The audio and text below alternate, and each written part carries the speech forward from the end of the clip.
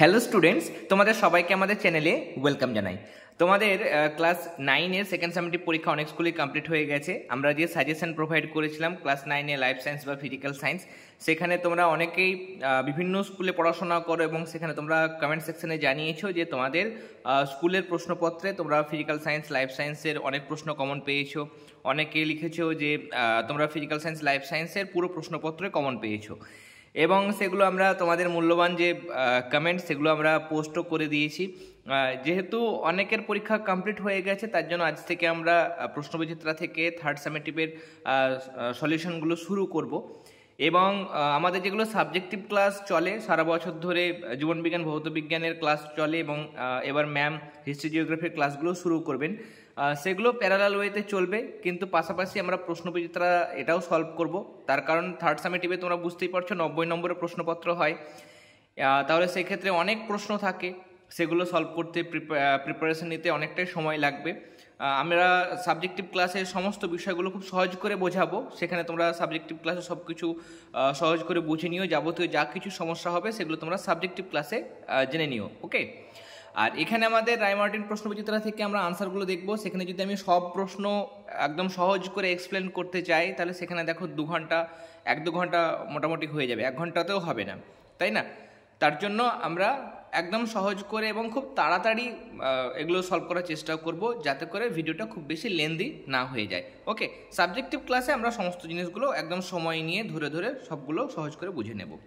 দেখো, আমাদের যেটা প্রথম সেট দেওয়া হয়েছে মধ্যশিক্ষা পর্ষদ প্রদত্ত নমুনা প্রশ্নপত্র, সেটা পেজ নাম্বার 355 পাতায় আছে। এবার এখানে আমরা আগে দেখব যে আমাদের এই 5টা চ্যাপ্টার, তোমরা জানো জীবনবিজ্ঞানে 5টা চ্যাপ্টার থেকে মোট 90 নম্বরের প্রশ্নপত্র হয়। যেখানে দেখো প্রথম চ্যাপ্টার থেকে একটা 3টে এমসিকিউ, 3টে 1 নম্বরের, 2 নম্বরের 2টো, 5 নম্বরের একটা নিয়ে 15 নম্বর। 2 নম্বর চ্যাপ্টার থেকে একই রকম 3টে এমসিকিউ, 4টে 1 নম্বরের, 3টে 2 নম্বরের এবং 5 নম্বরের একটা। জৈবনিক প্রক্রিয়া থেকে 3 নম্বরের এমসিকিউ, মানে 3টে এমসিকিউ, 5টা 1 নম্বরের প্রশ্ন, 2 নম্বরের 3টে প্রশ্ন, 5 নম্বরের 2টো প্রশ্ন। তার মধ্যে এখানে দেখো ছবিও থাকে, তাই না? জীববিদ্যা মানব কল্যাণ, এখানেও 3টে এমসিকিউ, 4টে 1 নম্বরের, 2 নম্বরের 2টো, 5 নম্বরের একটা প্রশ্ন নিয়ে 16 নম্বর এবং লাস্ট চ্যাপ্টার থেকে এখানে মোট 17 নম্বর। তাহলে এখানে টোটাল এমসিকিউর জন্য তোমরা থার্ড সামেটিভে 15 নম্বর পাচ্ছ। 1 নম্বরের মোট 21 নম্বর আসে। তোমরা এখানে দেখতেই পাচ্ছ যে 15 আর 21 যোগ করলে হয়ে যাচ্ছে 36। শুধুমাত্র 1 নম্বরের প্রশ্ন করলে 36 নম্বর তোমরা পেয়ে যাচ্ছ। এবার আমরা সাজেশান দেবো এখানে। এবার যখন থার্ড সামেটিভে সাজেশান দেওয়া হবে, সেখানে 1 নম্বর সমস্ত প্রশ্নের আনসারও আমরা সাজেশানের মধ্যে দিয়ে দেবো, যাতে করে তোমাদের প্রিপারেশন নিতে সুবিধা হয়। যাদের মানে বড় প্রশ্নগুলো মুখস্থ করতে বা বুঝতে অসুবিধা হয়, ঠিকমতো লিখতে পারো না, তারাও যেন অ্যাটলিস্ট এই 36 নম্বর ঠিকমতো পেয়ে যায়, তাদের কথা ভেবে আমরা সাজেশানে আনসারও দেবো, ওকে। আর এখানে 2 নম্বরের মোট তুমি এখানে 24 নম্বর পাচ্ছ, আর বড় প্রশ্ন তার মধ্যে তোমাদের ছবির অঙ্কন থাকে, তাই না? মোট 90 নম্বর প্রশ্নপত্র তোমাদের হবে। চলো আমরা শুরু করি আমাদের মধ্যশিক্ষা পর্ষদ প্রদত্ত নমুনা প্রশ্নপত্র। বিভাগ ক, আমাদের প্রথম প্রশ্ন, প্রোটিন সংশ্লেষে সাহায্য করে কোন সংজ্ঞাণু? রাইবোজোম। মানুষের দেহের কোন অঙ্গে আরবিসি মানে লোহিত রক্তকণিকা, রেড ব্লাড কর্পাসেলস ধ্বংস হয়? প্লিহা বা স্প্লিনের মধ্যে লোহিত রক্তকণিকা এসে সেখানে নষ্ট হয়ে যায় বা ধ্বংস হয়ে যায়। আমার দেহ নরম ও অখণ্ডিত, আমার দেহে ম্যান্টেল পর্দা থাকে, আমি হলাম মোলাস্কা। মোলাস্কাদের কি থাকে? এদের দেহটা নরম থাকে এবং ভাগ থাকে না, শরীরের আলাদা আলাদা ভাগ থাকে না, অখণ্ডিত একটাই অংশ, এবং বাইরে একটা পর্দা দিয়ে ঘেরা থাকে, সেটা হচ্ছে ম্যান্টেল পর্দা। আমার কোষগুলো ঘন সন্নিবিষ্ট হওয়ায় কোষান্তর স্থান মানে কোষান্তরন্ধ্র, দুটো কোষের মাঝখানে গ্যাপ থাকে না, এবং আমার কোষগুলি বিভাজনক্ষম, এবং আমার কোষগুলোর বিভাজন হয়, কোষ বিভাজন ঘটে। সেগুলো কি না? তো ভাজক কলা, ওকে। তারপর রাইজোবিয়াম ও মটর গাছের সহাবস্থান কি নামে পরিচিত? সেটা হচ্ছে মিথজীবিতা। একে অপরের সাহায্য করে বা সহযোগিতা করে বেঁচে থাকে এবং পুষ্টি সম্পন্ন করে, সেগুলো হচ্ছে মিথজীবিতা। কেমন? পৌষ্টিক নালীর মুখবিবরের পরের অংশ যেটা, সেটা হচ্ছে গলবিল। স্ত্রী এডিস মশা ডেঙ্গি রোগ ছড়ায়। কোন কোষীয় শ্বসন পদ্ধতির ফলে সৃষ্ট একটি পদার্থ হলো দই? সেটা হচ্ছে ল্যাকটিক অ্যাসিড ফার্মেন্টেশন বা ল্যাকটিক অ্যাসিড সন্ধান। প্রদত্ত কোন প্রাণীটি বহিঃপরজীবী হিসেবে বসবাস করে? পোষকদের বাইরে বসবাস করে, সেটা উকুন, তাই না? গোলকৃমি, চ্যাপ্টাকৃমি এগুলো পোষকদের ভেতরে অবস্থান করে, এরা হচ্ছে অন্তঃপরজীবী। এই দুটো অন্তঃপরজীবী। উকুন শরীরের বাইরে বা পোষকদের বাইরে অবস্থান করে, তার জন্য বহিঃপরজীবী। শুষ্ক বহিঃত্বকীয় আঁশ দ্বারা ঢাকা থাকে, সেটা হচ্ছে সরীসৃপ বা সাপের ক্ষেত্রে শুষ্ক আঁশ দিয়ে ঘেরা থাকে, টিকটিকির ক্ষেত্রেও তাই। এরপরে আমার সংক্রমণে মানুষের টনসিল ফুলে গলা ব্যথা হয় এবং খাবার গিলতে কষ্ট হয়, সেটা হচ্ছে ডিপথেরিয়া। এমনি তো ঠান্ডা লেগে গেলে অনেক সময় টনসিলটা বেড়ে যায় এবং ব্যথা হয়, কিন্তু ডিপথেরিয়া রোগে এটা ভয়াবহ রূপ ধারণ করে। রক্ততঞ্চনে সাহায্য করে রক্তের কোন কোষ, সেটা হচ্ছে অনুচক্রিকা। এরপরে প্রদত্ত কোন জোটটি সঠিক? দেখো টিনোফোরা, তার মধ্যে কোলোব্লাস্ট কোষ থাকে, বাদবাকি প্রত্যেকটা পেয়ার ভুল দেওয়া হয়েছে, একমাত্র অপশান বিটাই ঠিক দেওয়া হয়েছে। কোন স্বাধীনজীবী ব্যাকটেরিয়া নাইট্রোজেন স্থিতিকরণে মানে নাইট্রোজেন ফিক্সেশনে সাহায্য করে, সেটা হচ্ছে অ্যাজিটোব্যাক্টার। মানুষের খাদ্যের বিকল্প উৎসের উদাহরণ হচ্ছে স্পাইরুলিনা। এরপরে বিভাগ খ সলভ করব। প্রথম প্রশ্ন দেখো, দ্বিপদ নামকরণের প্রচলন করেন কে? আনসার হবে বিজ্ঞানী ক্যারোলাস লিনিয়াস। পরের প্রশ্ন, সক্রিয় পরিবহনের একটি উদাহরণ দাও। Sodium potassium ATPase pump. এটা আমরা আগেও পেয়েছি, আগে আমরা করেছি, মানে আমাদের আগের টার্মগুলোতে করেছি। কোষ প্রাচীরের একটি কাজ হলো উদ্ভিদ কোষকে নির্দিষ্ট আকৃতি প্রদান করা। পরিপোষক চক্রে বিয়োজকের ভূমিকা উল্লেখ করো। 1 নম্বরের জন্য খুব বেশি লেন্দি করব না, তোমরা লিখবে বিয়োজক উৎপাদক ও খাদকদের মৃত্যুর পর তাদের দেহকে বিয়োজিত করে মাটির অজৈব উপাদানে পরিণত করে, এরকমভাবে লিখবে। নেক্সট কোশ্চেন, অস্থি ও রক্তে ক্যালসিয়ামের পরিমাণের সমতা রক্ষা করা কোন ভিটামিনের কাজ? Vitamin D. এখানে এই যে লাইনটা দেওয়া হয়েছে, এখানে বাক্যটির প্রথম শব্দটি পরিবর্তন করে বাক্যটিকে শুদ্ধ করে লেখো। এখানে সায়ানোব্যাকটেরিয়া হবে না, এটাকে কেটে দিয়ে তোমরা কি লিখবে? মাইকোরাইজা নিয়ে লিখবে, পুরো লাইনটা লিখবে। মাইকোরাইজা পাইন গাছের মূলের ওপর জালকের মতো ম্যান্টল গঠন করে। নেক্সট, লিপিড বিপাকের সঙ্গে সম্পর্কিত ধমনী গাত্রের একটি সমস্যার নাম হচ্ছে অ্যাথেরোস্ক্লেরোসিস। কেমন? অ্যাথেরোস্ক্লেরোসিস। প্রাণী জগৎ থেকে তাপমাত্রার সঙ্গে অভিযোজনের একটি উদাহরণ দাও। যে কোনো টেক্সট বই পাবে, আমি এখানে প্রান্তিক থেকে দেখাচ্ছি। প্রান্তিকের 129 পাতায় প্রাণী জগতের টেম্পারেচারের প্রভাব, এই এস্টিমেশনটা লিখতে পারো বা এটাও লিখতে পারো। আমি প্রথমটা দেখাচ্ছি, যে পরিবেশের উচ্চ তাপমাত্রা থেকে বাঁচতে মরু প্রাণীরা অনেক গর্তের ভিতরে ঢুকে নিষ্ক্রিয় অবস্থায় থাকে, একে গ্রীষ্মঘুম বা এস্টিভেশন বলে। আবার প্রচণ্ড ঠান্ডায় ব্যাঙ, মেরু ভালুক প্রভৃতি প্রাণী বিপাক হার মানে বিএমআরটাকে কমিয়ে দেয়, মেটাবলিজম রেটটাকে কমিয়ে দিয়ে নিষ্ক্রিয় অবস্থায় গর্তের মধ্যে থাকে, একে শীতঘুম বা হাইবারনেশন বলে। তাহলে এইটুকু লিখবে। এরপরে আমাদের যে প্রশ্নগুলো আছে সেগুলো হচ্ছে শূন্যস্থান পূরণ। প্রথম প্রশ্ন আমাদের, কোষ বিভাজনের সময় সেন্ট্রিওল গঠন করে। সেন্ট্রিওল কি গঠন করে? তোমরা এখানে বসাবে শূন্যস্থানের মধ্যে, সেটা হচ্ছে স্পিন্ডল ফাইবার। স্পিন্ডল ফাইবার মানে হচ্ছে বেমতন্তু। বৈজ্ঞানিক নাম সবসময় কোন ভাষায় লেখা হয়? সবসময় ল্যাটিন ভাষায় লেখা কিন্তু হয়। ওকে। বিজাতীয় জীবাণু দেহে প্রবেশ করলে, বিজাতীয় জীবাণু মানে সেটা অ্যান্টিজেন হিসেবে যখন প্রবেশ করে তখন আমাদের শরীরে অ্যান্টিবডি তৈরি হয়। আমরা সব ক্লাসে খুব সহজ করে এগুলো বোঝাবো, অবশ্যই ক্লাসগুলো দেখবে। তার কারণ ক্লাসগুলো দেখলে সব জলের মতো সহজ হয়ে যাবে এবং সেগুলো বুঝতে যদি তোমাদের সহজ মনে হয় তাহলে সেটা দীর্ঘস্থায়ী হবে। পরীক্ষার আগে পর্যন্ত তোমরা খুব সহজে মনে রাখতে পারবে, পরীক্ষা দিতে কোনো অসুবিধা হবে না। ঘুরিয়ে প্রশ্ন দিলেও তোমরা সঠিক আনসার করে আসতে পারবে। ওকে। কানের নিচে অবস্থিত লালা গ্রন্থি, সেটা হচ্ছে প্যারোটিড গ্রন্থি। গ্রন্থি লিখে দিয়েছে, তাহলে আমরা শুধু প্যারোটিড এই কথাটা শূন্যস্থানের মাঝখানে বসাবো। সরীসৃপরা ঠান্ডার সময় কিসে চলে যায়? শীত ঘুমে চলে যায়, তাই না? তাহলে আমরা শীত ঘুমে কথাটা লিখবো। শীত ঘুম বা হাইবারনেশন লিখতে পারো, কেমন? শীত ঘুমে চলে যায়। বন ধ্বংসের ফলে পৃথিবীর উষ্ণতা কি হতে পারে? গ্লোবাল ওয়ার্মিং হয়ে যাবে, তাহলে বৃদ্ধি হতে পারে, উষ্ণতার বৃদ্ধি পেতে পারে। সবাত শ্বসন কোন অক্সিজেনের উপস্থিতিতে হয়? না তো মুক্ত অক্সিজেন লাগে, তাহলে মুক্ত অক্সিজেনের উপস্থিতিতে হয়। 4 দাগের এখানে দেখো আমরা বলেছে ঠিক বাক্যের পাশে টিক চিহ্ন দেব এবং ভুল বাক্যের পাশে আমরা ক্রস চিহ্ন দেব। প্রথমে বলেছে যে সক্রিয় পরিবহনে বাহক কোনো ভূমিকা নেই। সক্রিয় মানেই সেখানে আমাদের অ্যাক্টিভ ট্রান্সপোর্ট মানে সেখানে বাহক প্রোটিন, যেমন সোডিয়াম পটাশিয়াম এটিপিএ যেমন কথা দেখলাম, তাহলে পাম্পের ভূমিকা কিন্তু থাকে, কিন্তু এখানে বলছে ভূমিকা নেই, তাহলে ভুল দিয়েছে, ক্রস দেব। নিষ্ক্রিয় পরিবহনে বাহক প্রোটিন লাগে না। ওকে। ভ্যাকসিন কথাটি ল্যাটিন শব্দ ভ্যাক্কা থেকে এসেছে, এটা অবশ্যই ঠিক। প্ল্যান্টি রাজ্যের সদস্যরা বিয়োজক হিসাবে কাজ করে, প্ল্যান্টি রাজ্য নয়, এখানে আনসার হবে এরা প্ল্যান্টি রাজ্যের সদস্যরা উৎপাদক হিসাবে কাজ করে। প্ল্যান্টি মানে উদ্ভিদ, তাই না? তাহলে উৎপাদক হবে। ত্বকে অবস্থিত সিবেসিয়াস গ্রন্থির মাধ্যমে ঘাম নিঃসৃত হয়, এখানে ঘর্মগ্রন্থির মাধ্যমে, সিবেসিয়াস গ্রন্থি নয়, তাহলে এটা ভুল। ওকে, বিভিন্ন প্রজাতির মধ্যে আন্তঃসম্পর্কের ভিত্তিতে একাধিক খাদ্য শৃঙ্খল পরস্পরের সঙ্গে যুক্ত হয়ে খাদ্যজাল তৈরি করে, এটা ঠিক দেওয়া হয়েছে। যক্ষা রোগের জীবাণু একটি ভাইরাস। যক্ষাটা আসলে ব্যাকটেরিয়া ঘটিত রোগ। যক্ষা মানে টিবি, তাই না, টিবি। তাহলে এখানে এটা ভুল দেওয়া হয়েছে, তাহলে তোমরা এটা ক্রস চিহ্ন দেবে। ম্যাচিংটা আমরা করে নেব। দেখো প্রথমে মনেরা হচ্ছে, দেখো এখানে প্রোক্যারিওটিক প্রকৃতির কোষ, তাহলে 1 নম্বরের সঙ্গে যাবে। 80S রাইবোজোম, এটা ইউক্যারিওটিক প্রকৃতির কোষের মধ্যে দেখা যায়, তাহলে এটা 2 নম্বর। অণুজীব সারটা মাইকোরাইজা অণুজীব সার হিসাবে কাজ করে, তাহলে এটা 3 নম্বর সঙ্গে যাবে। এবং খাদ্যের বিকল্প উৎস মাশরুম হতে পারে, মাশরুম। আর ক্রেবস চক্র, এটা মাইটোকন্ড্রিয়ার মধ্যে ঘটে, তাহলে এটা হচ্ছে 5 নম্বর।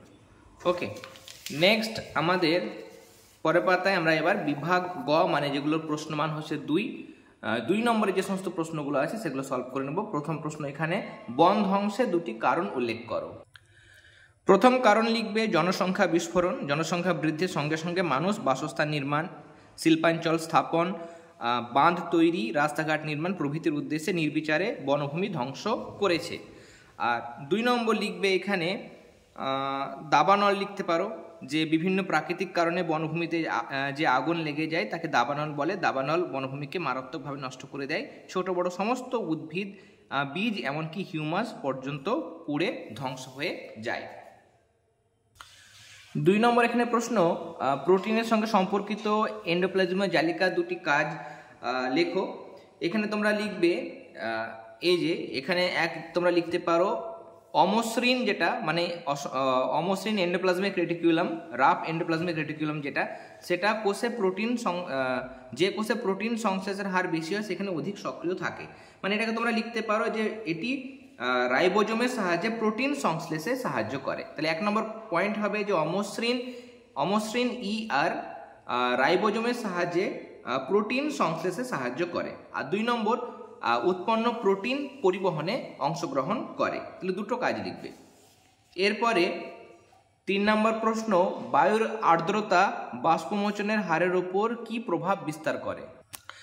প্রান্তিকে দেখো পেজ নাম্বার 62, একদম সহজ করে লিখতে পারো, বায়ুর আর্দ্রতা বৃদ্ধিতে বাষ্পমোচনের হার কমে এবং বায়ুর আর্দ্রতা হ্রাসে বাষ্পমোচনের হার বাড়ে। এরপরে 4 নম্বর প্রশ্ন, এডসের সংক্রমণ পদ্ধতি উল্লেখ করো। এখানে দেখো দেওয়া হয়েছে যে HIV আক্রান্ত ব্যক্তির রক্ত সুস্থ মানুষের সঞ্চালিত হলে এর সংক্রমণ হয়। 2 নম্বর, অসুরক্ষিত যৌন সম্পর্ক দ্বারা আক্রান্ত ব্যক্তি থেকে সংক্রমণ ঘটতে পারে। আর 3 নম্বর, আক্রান্ত ব্যক্তির ছুঁচ, ব্লেড, রেজার, সিরিঞ্জ ইত্যাদি ব্যবহারে সংক্রমণ ঘটে। ওকে, নেক্সট, মানুষের দেহে যকৃতের 2টি ভূমিকা উল্লেখ করো। এটা প্রান্তিকের পেজ নাম্বার 48 এর মধ্যে আছে। এই যে যকৃতের ভূমিকা, 1 হচ্ছে পিত্তরস ক্ষরণ করে, যেটা ফ্যাটের পরিপাকে সাহায্য করে। 2 নম্বর, এছাড়াও দেখো কার্বোহাইড্রেট, প্রোটিন ও ফ্যাটের বিপাক ঘটে। তাহলে প্রথম 2টো লিখবে, বা 1 নম্বরের সঙ্গে এটাও লিখতে পারো যে এখানে অ্যামোনিয়া অপেক্ষাকৃত কম বিষাক্ত ইউরিয়াতে পরিণত হয়। কেমন? নেক্সট, কর্ডাটার ছবিতে চিহ্নিত প্রধান 3টি শনাক্তকারী বৈশিষ্ট্যের মধ্যে যে কোনো 2টি উল্লেখ করো। এই চিত্রে দেখো, এ যেটা সেটা হচ্ছে নার্ভ কর্ড, বি হচ্ছে নোটোকর্ড এবং সি হচ্ছে গলবুলীয় ফুলকা ছিদ্র। এবং এখানে উল্লেখ করতে হবে, তা আমাদের এখানে লিখবে যে নোটোকর্ড, এটা নিরেট সৌরদণ্ডের মতো স্থিতিস্থাপক অঙ্গ যা নার্ভ কর্ডের নিচে অবস্থান করে এবং নোটোকর্ড দেহকে দৃঢ়তা প্রদান করে। নার্ভ কর্ড হচ্ছে নোটোকর্ডের উপরে পৃষ্ঠদেশ বরাবর ফাঁপা নলাকৃতি স্নায়ুরজ্জু বা নার্ভ কর্ড বর্তমান। আর গলবিলীয় ছিদ্র এখানে দেখতে পাচ্ছ, যেগুলো 2টো লিখতে বলেছে, যেগুলো 2টো লিখবে এখানে পেজ নাম্বার 71। এরপরে অণুজীব সার হিসাবে সায়ানোব্যাকটেরিয়ার ভূমিকা উল্লেখ করো। এটা দেখো প্রান্তিকের ক্ষেত্রে পেজ নাম্বার 124 পাতায় আছে। অণুজীব সার রূপে সায়ানোব্যাকটেরিয়ার ভূমিকা এখানে, এই যে অ্যাজোলায়ানাবিনা সমন্বয় যেটা দেওয়া হয়েছে, এটা স্বাধীনজীবী সায়ানোব্যাকটেরিয়া নষ্টক, অ্যালোসিরা, এই জিনিসগুলো দিয়েছে। তাহলে এখান থেকে শুরু করে এতটা, এবং পরের পাতায় দেখো আরও 2.5 লাইন দেওয়া হয়েছে, এতটা পর্যন্ত লিখবে। ওকে, রায়মার্টিন থেকেও লিখতে পারো, রায়মার্টিনে একটু বড় করে দিয়েছে, 2 নম্বরের জন্য লিখতে পারবে না।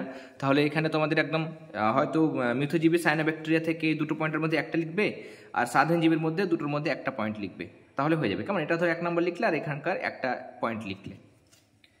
নেক্সট, এটা পেজ নাম্বার 400। এরপরে স্থায়ী কলায় অনুপস্থিত ভাজক কলার এমন দুটি গঠনগত বৈশিষ্ট্য উল্লেখ করো।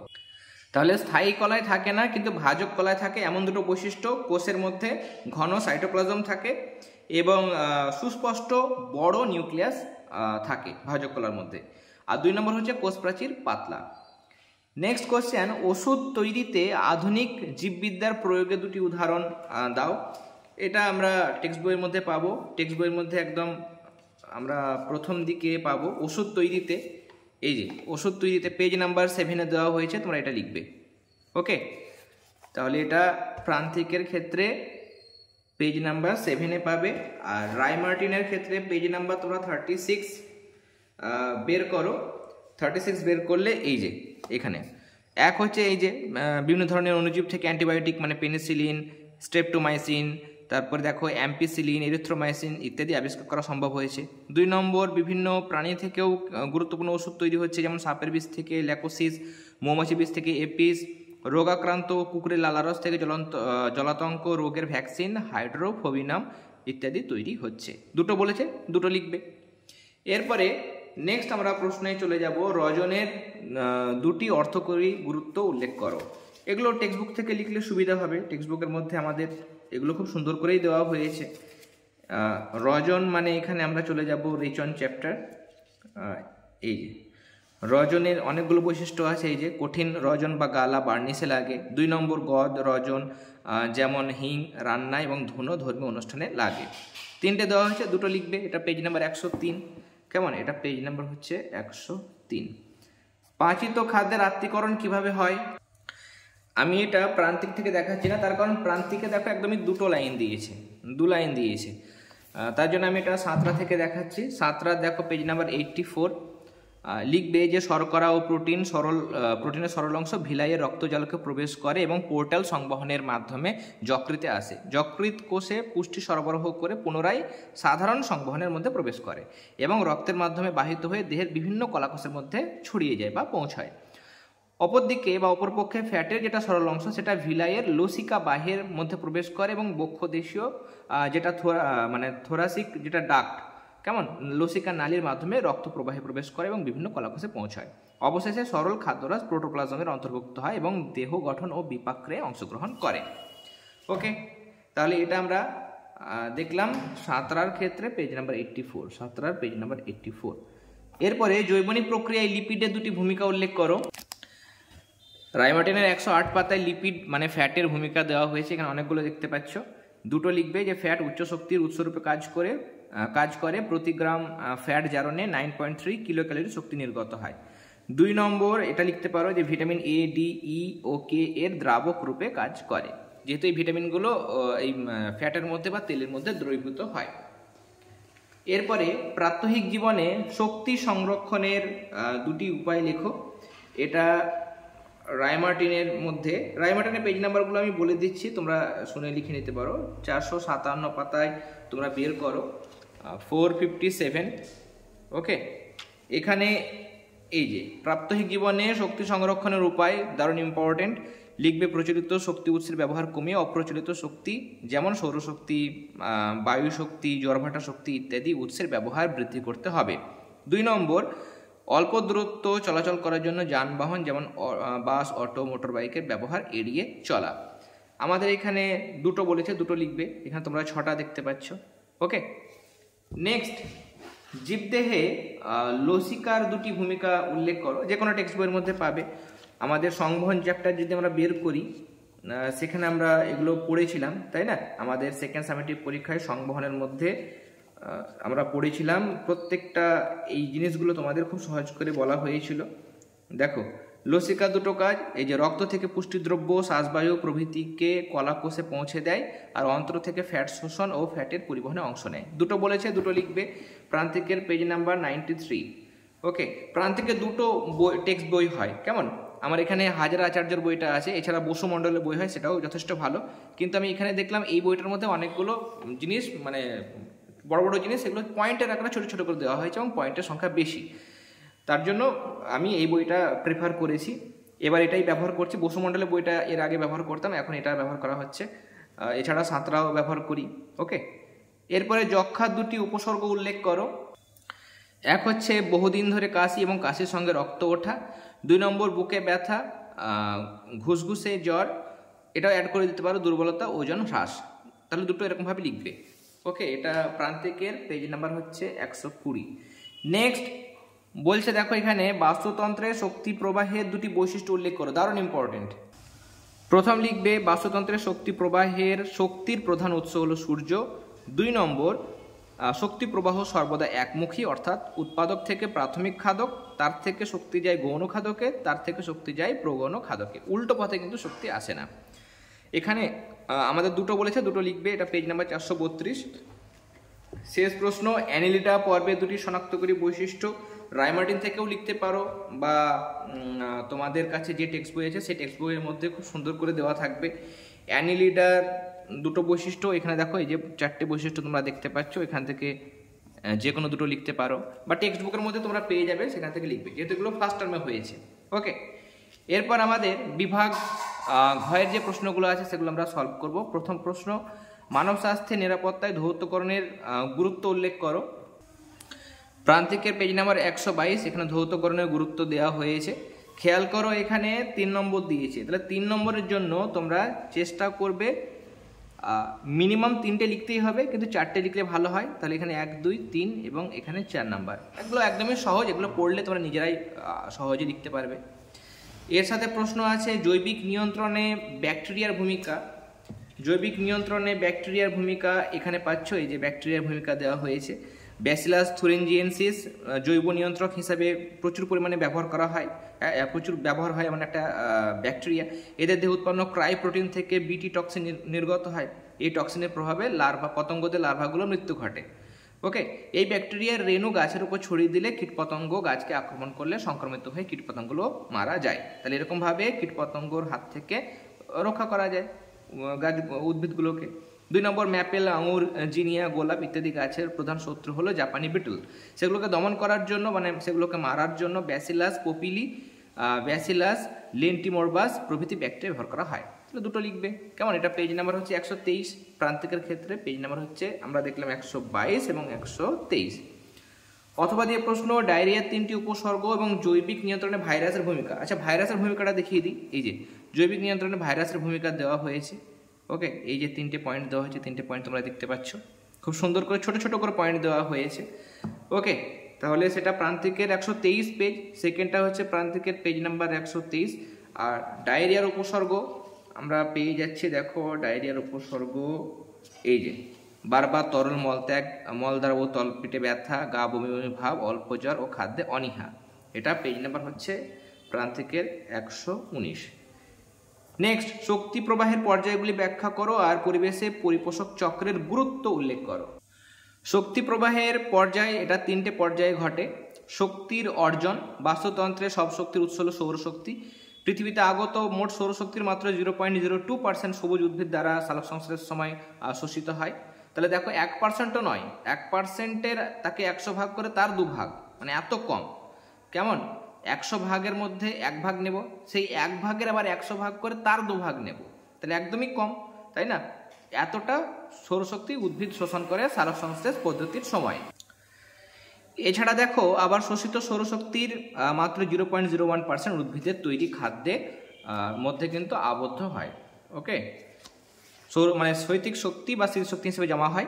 এইভাবে সালোক সংশ্লেষের ফলে যে পরিমাণ শৈতিক শক্তি উদ্ভিদে আবদ্ধ হয় তাকে শক্তির মোট অর্জন বা সার্বিক উৎপাদন বা গ্রস প্রোডাকশন, জিপি বলা হয়।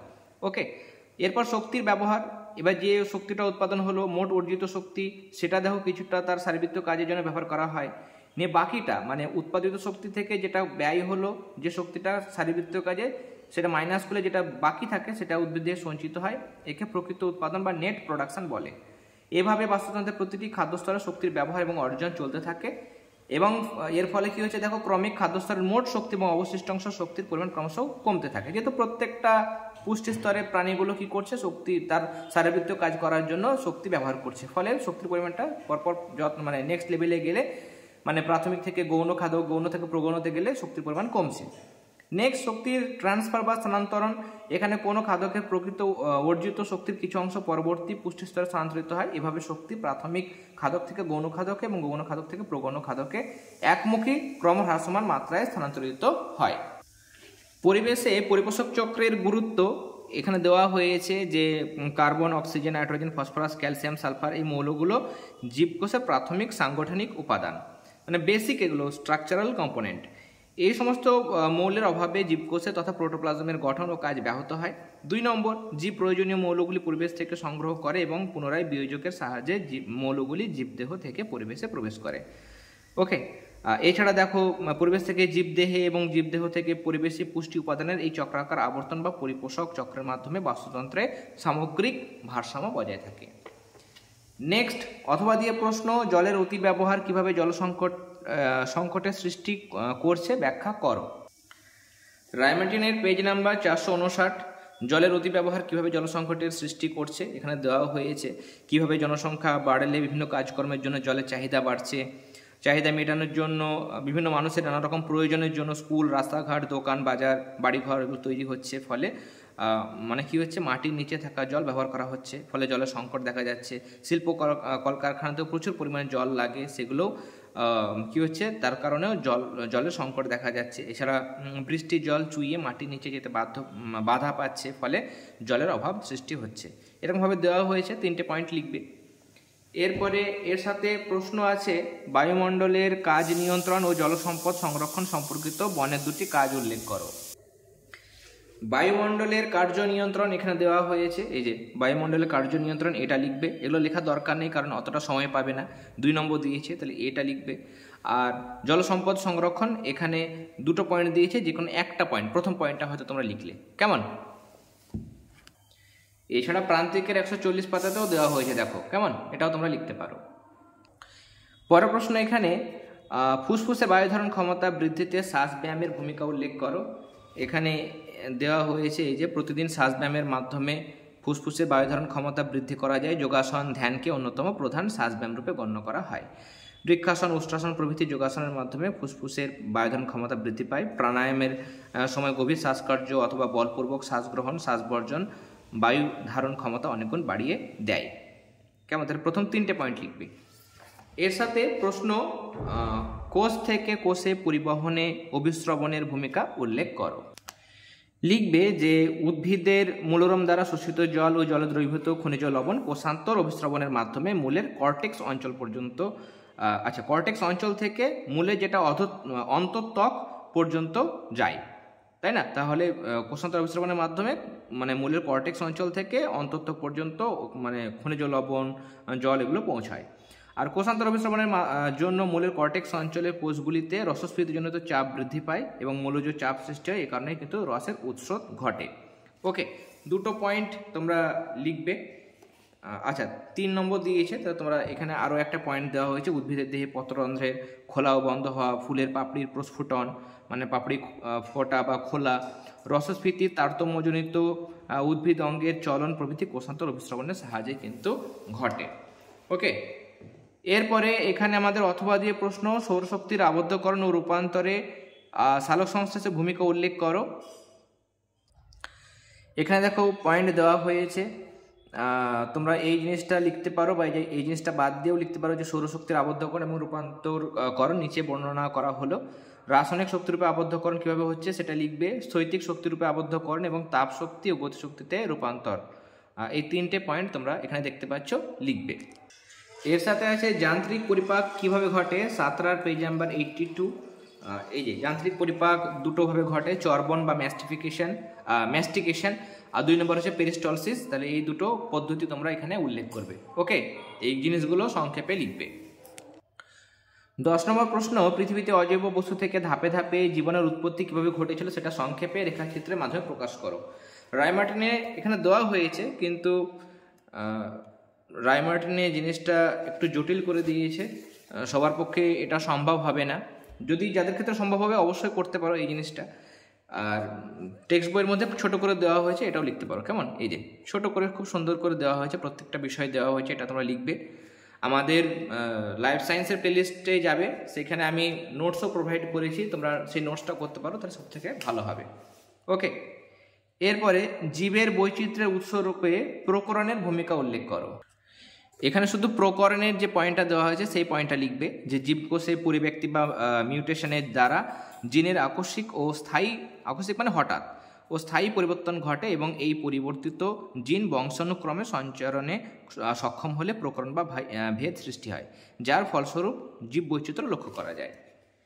এরপরে আমরা অথবা দিয়ে প্রশ্ন দেখতে পাচ্ছি এখানে, পরিফেরা পর্বের 3টি শনাক্তকারী বৈশিষ্ট্য উল্লেখ করো।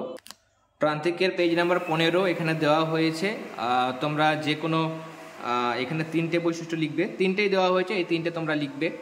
ওকে, এর সাথে প্রশ্ন আছে রুই, শিঙি, ভেটকি, কই মাছ তাদের দৈর্ঘ্য, বহির্গঠন, রং প্রভৃতি নানা বিষয় একে অপরের থেকে আলাদা, তা সত্ত্বেও অস্টিকথিস শ্রেণীভুক্ত, মানে এরা সবগুলোই অস্টিকথিসের মধ্যে পড়ে, কেন? তার দুটো কারণ লিখতে হবে। তোমরা প্রথমে লিখবে এদের দেহ অস্থি দিয়ে তৈরি এবং মাকু আকৃতির। ফার্স্ট পয়েন্ট লিখবে এদের দেহ অস্থি দিয়ে তৈরি এবং দেহ মাকু আকৃতির। 2 নম্বর পয়েন্ট লিখবে দেহে কানকো দিয়ে ঢাকা 4 জোড়া ফুলকা থাকে। দেহে কানকো দিয়ে ঢাকা 4 জোড়া ফুলকা থাকে। ওকে, দুটো কারণ হয়ে গেল। এছাড়া লিখতে পারো এদের প্রত্যেকেরই লেজ হোমো সার্কেল বা ডাইফি সার্কেল প্রকৃতির হয় এবং উদরে বা পেটের মধ্যে কি থাকে, পটকা থাকে। ওকে, নেক্সট 11 নম্বর এখানে আমাদের ছবি দেওয়া হয়েছে।